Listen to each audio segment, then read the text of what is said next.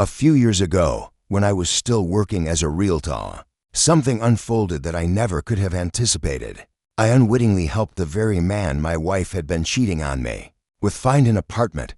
At the time, I had no idea who he was. He appeared to be just another client. It was before the pandemic, and I was going through the motions of my usual workday, closing deals, showing properties. One afternoon, a soft-spoken man came into the office asking for a studio apartment. He was polite, reserved nothing about him raised any suspicion.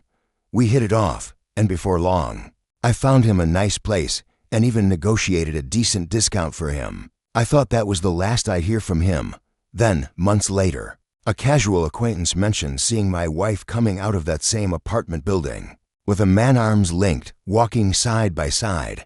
It sounded like an innocent enough sight. But as the weeks went on, I heard more. They'd been seen again, this time carrying grocery bags. I laughed it off at first. She was always on the go, busy with work, and I figured there was some logical explanation. But as time passed, a memory resurfaced, one that didn't sit right anymore. When the pandemic struck, my wife had told me her company had shifted to remote work. Nothing strange there, except she still dressed for work and left the house every morning. She said she had a few calls to make from the office, but something about it felt off. The feeling lingered, so I did something I never thought I'd do. I called her office. The woman who answered was kind enough, but what she told me was nothing short of shocking. The company had closed a year ago, she said. They'd laid everyone off after a financial collapse, and my wife hadn't worked there in months. I couldn't believe what I was hearing. That evening, I confronted her, calm but firm. I laid it all out, everything I knew, everything I'd discovered.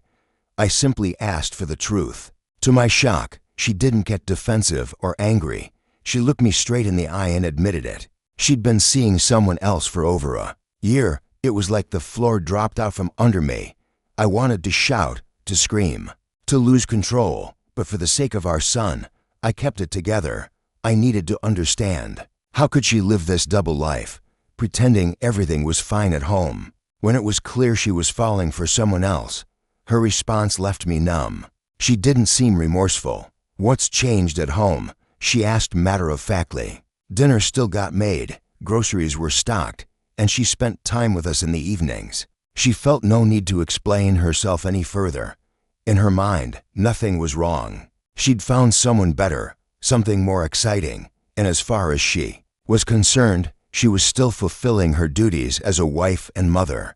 That was enough for her, and with that, she walked away like nothing had changed. But I couldn't walk away from this. I followed her and told her this wasn't something we could ignore. I couldn't live with this lie, not for me, and not for our son.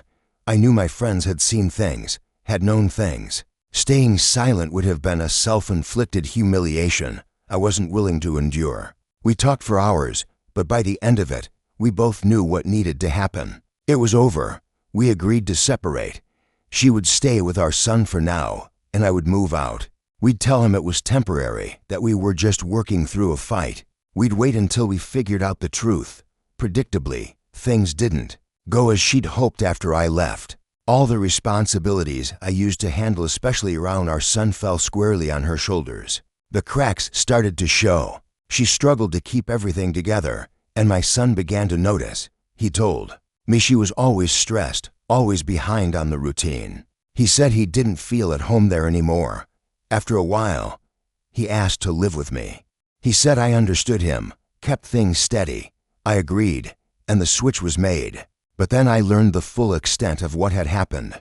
My wife had taken out a massive loan to help the man she left me for, using it to buy him the very apartment I had helped him find. The irony hit me like a punch to the gut. She had unwittingly tied herself to him in more ways than one, and now everything was falling apart. The man she thought would be her salvation had started drifting away. Their meetings became less frequent. He lost interest, just like that. She was left to deal with the debt, the consequences of her decisions, and the life she had chosen, a life she couldn't control. And in the end, it felt like the universe had served her exactly what she deserved.